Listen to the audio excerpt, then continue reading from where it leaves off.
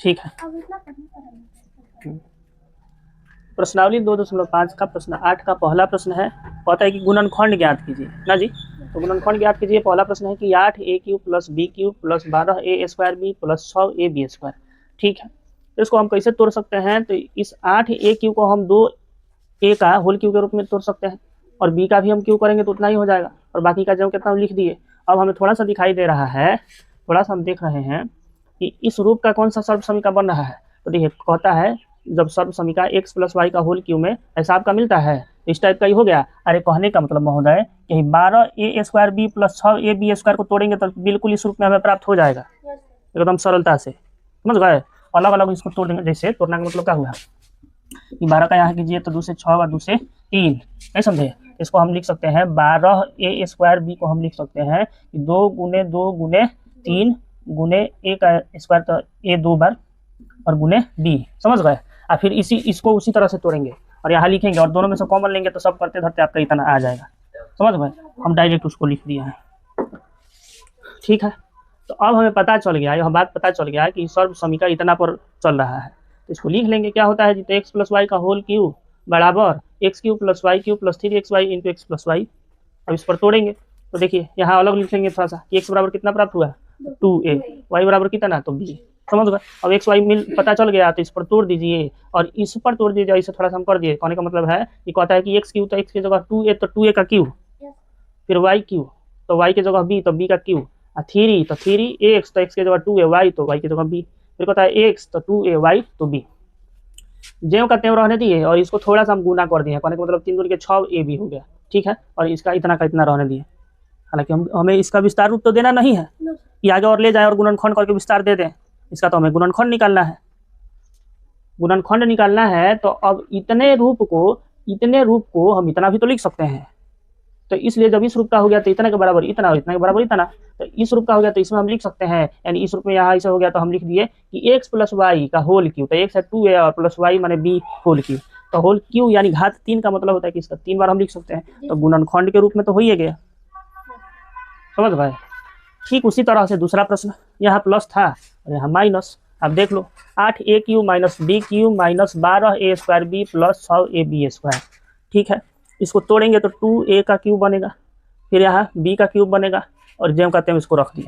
पता चल गया, क्या पता चल गया कि a का क्यूब x का क्यूब और माइनस y का क्यूब इसमें है, इस सर्व समीका में। तो हम लिख देंगे कि x माइनस वाई का होल क्यूब से पता चल गया कि x बराबर 2a और y के जगह b प्राप्त हो रहा है। इस पर तोड़ेंगे तो x के जगह 2a का क्यूब माइनस माइनस y के जगह b का क्यूब, ठीक है। 3 का 3 और x के जगह 2a, y के जगह b, और x के जगह 2a माइनस y के जगह b।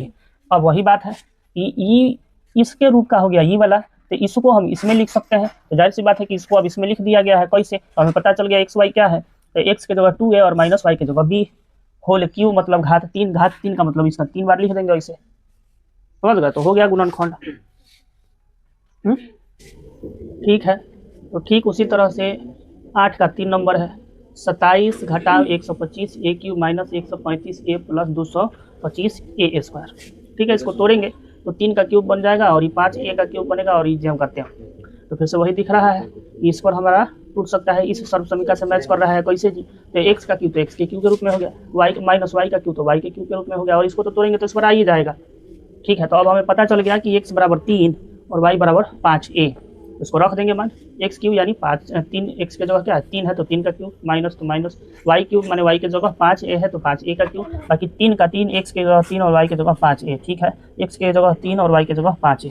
अब आप जान जाइए कि जब इस रूप का रहे माने इस रूप में हो गया तो इसको तो हम इस रूप में लिख सकते हैं, तो इसलिए इसका हम डायरेक्ट इस रूप में लिख दिए। क्या जी? तो x घटाओ y का होल क्यूब, x कितना है तो 3 घटाओ y कितना है तो 5a, तो होल क्यूब, और होल क्यूब यानी घात 3 का मतलब होता है कि इसको 3 बार लिख देना। लिख दिया है, गुणनखंड हो गया, ठीक है। अब इस पर देखिए चौथा नंबर कहते हैं 64a³ घटाव 27b³ घटाव 144a² प्लस 108ab²। तोड़ेंगे तो 4a का क्यूब बनेगा घटाव 3b का क्यूब बनेगा, और जेम का तेम। पता चल रहा है कि यहाँ आपका इस रूप का ही हो रहा है, इस सर्व समीका पर आएगा। तो अब हम क्या करें कि x बराबर कितना तो 4a, y बराबर कितना तो 3b। अब इसको हम तोड़ेंगे, इस पर x क्यूब का मतलब x के जगह 4a तो 4a का क्यूब घटाओ वाई क्यूब का मतलब 3b, तो 3b का क्यूब। बाकी इसको हम 3 का 3, एक्स के जगह इतना और वाई के जगह इतना, एक्स के जगह इतना वाई के जगह इतना। अब इस रूप का हो गया, इस रूप पर पूर्ण रूप से टूट गया तो हम इस रूप में लिख सकते हैं, लिखे हैं। इस रूप में मतलब क्या थी, तो एक्स घटा वाई का होल क्यूब, एक्स कितना तो 4a और वाई कितना तो 3b होल क्यूब मतलब घात 3, और घात 3 का मतलब इसी बतवा को 3 बार लिख देना, हो गया। तो ये आपका चौथा भी खत्म। और पांचवा देखते हैं। अब आपका 8 का पांचवा नंबर क्या है, 27p³ घटाओ 1/216, सुनिए घटाओ 9/2p² प्लस 1/4p। ठीक है, तो इसको और इसको हम इस रूप में तोड़ सकते हैं, सेम उसी के जैसा है। बाकी बच गया उसको ऐसे लिख दिए। कहने का मतलब है कि 3p का हम क्यूब करेंगे तो 27p³ प्राप्त हो जाएगा। 1/6 का हम क्यूब करेंगे, सुनिए अलामत कीजिए, सुनिए 1/6 का हम क्यूब करेंगे तो हमें फिर से इतना प्राप्त हो जाएगा। बाकी जो का त्यों लिख दिया है। अब कहने का मतलब है कि एक्स क्यूब घटाओ वाई क्यूब, तो एक्स क्यूब घटाओ वाई क्यूब हमें इसमें मिल रहा है, बाकी इसको तोड़ेंगे तो इस पर ऑलरेडी आ जाएगा। आप जानिए कहने का मतलब कि इसको तोड़ के अलग से हम समझाएं तो आपको अलग से समझाएंगे तो आप समझ में आ जाएगा आपको। आप भी अपने से तोड़िएगा इसको तो इस पर आ जाएगा, तो इसलिए हम डायरेक्ट लिख दिया है इतना, समझ गए। तो अब आपको पता चल गया कि x बराबर 3p और y बराबर 1/6। ठीक है, तो इसलिए हम जैसे जैसे कहता है वैसे तोड़ दिए, माने एक्स क्यूब तो एक्स की जगह इतना, वाई क्यूब तो वाई की जगह इतना, 3 तो 3x तो x, y तो y, जैसे कहता है वैसे। और जब इस पर पूर्ण रूप से टूटा हुआ हो तो इसको तो हम इस रूप से इकट्ठा करके लिख सकते हैं, और गुणनखंड में आपको वैसा ही करना है। तो इसलिए इस चीज को हम इतना के रूप में लिख दिए, इसके जैसा जैसा कि कहता है कि इतना बराबर इतना, उसके हिसाब से। और जब इतना के घात 3 तो इसी को 3 बार लिख दिए तो आंसर हो गया, माने गुणनखंड हो गया। गुणनखंड माने क्या थी, इसी को गुणनफल के रूप में लिख देना, गुणा के रूप में, तभी गुणा के रूप में है कि नहीं। ठीक है, अब रहा बात आपके 9 नंबर प्रश्न की। तो 9 नंबर का जो प्रश्न है वो 9 का 1 नंबर सर्व समीका 9 पर और 2 का आपका 10 पर, जो कि ऑलरेडी पहले ही बता चुके हैं।